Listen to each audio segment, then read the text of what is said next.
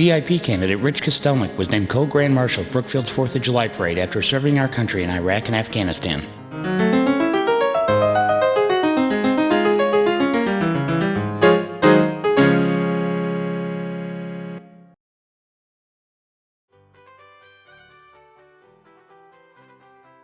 This is the downtown section of Brookfield, adjacent to the Prairie Avenue train station. Here, people can find unique shops that separate Brookfield from other local towns. Brookfield is also unique to other communities in that it has 3 railroad commuter stations, one at Hollywood, Prairie Avenue, and Congress Park, which makes for an ideal location for those that need to commute to downtown Chicago. Brookfield is also in close proximity to all major highways and toll roads for those that need to travel elsewhere. Brookfield was incorporated in 1893 as Grossdale, Illinois, and renamed Brookfield in 1905.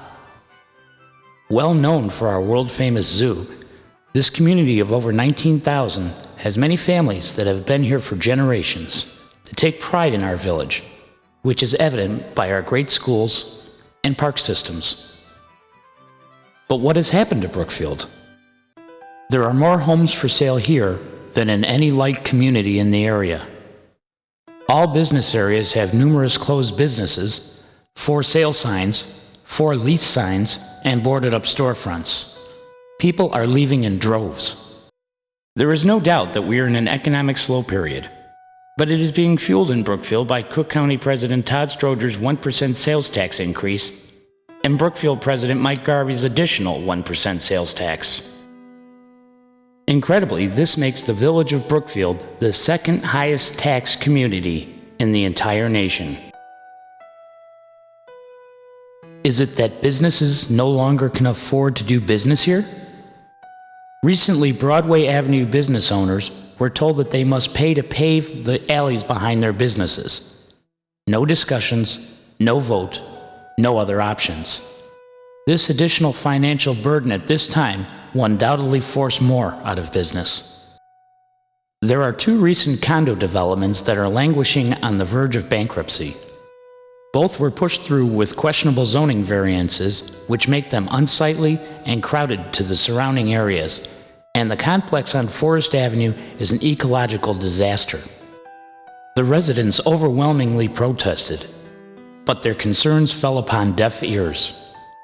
Paradoxically, a longtime business owner wanted to invest $1.2 million to expand and improve his car wash on Ogden Avenue, yet was rejected by the village board over a minor variance that would have no adverse impact.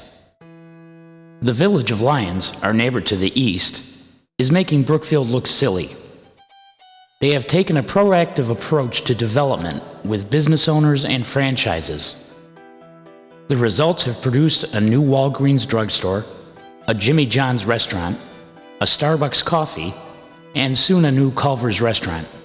The money that they made from these extra corporate taxes also financed a brand new village hall. All of this despite not employing a village planner. The village of Brookfield has 2 planners on their payroll. Their draconian approach to zoning and lack of imagination and effort has resulted in no economic development in Brookfield. The bloated village administrative payroll, fueled by excessive numerous raises, has resulted in cutbacks in necessary areas. The pedestrian bridge that crosses Saul Creek along Brookfield Avenue has finally been replaced after 5 years. During that time, it was engineered and re-engineered a total of 4 times, costing taxpayers more money while creating a safety hazard for commuters and citizens, especially during inclement weather. The cost overruns at Eller Park have been extraordinary. The village manager failed in his duties to attain proper EPA permits, and the village engineer neglected to do a geological survey, at which time he would have realized that the topsoil is only 3 inches deep before hitting solid rock. He also neglected to account for water retention in the plan. Is there light at the end of the tunnel? Probably not this one. Although the Congress Park station is owned by Metra, it is the responsibility of the village for upkeep and maintenance. At the last 4th of July celebration in Kiwanis Park, the VIP party was listening to the concerns of residents, including the fact that there was only one garbage can available for the public to use. There were others, but they were being used for other purposes. And as the garbage piled up, the pep party was patting themselves on the back. Feel free to insert your own joke here. So what can we do to save our village?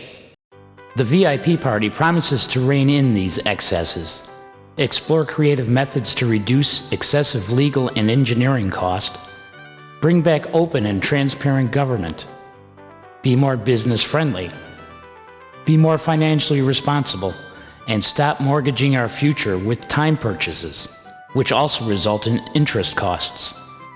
It is financially irresponsible to have to take out a $3 million line of credit to pay our bills, as Brookfield has had to do the last 2 years. This means that our general fund balance has been spent down next to nothing. It is imperative that we develop programs to aid our senior citizens and look into bringing back some of the festivals that have always brought unity to our community.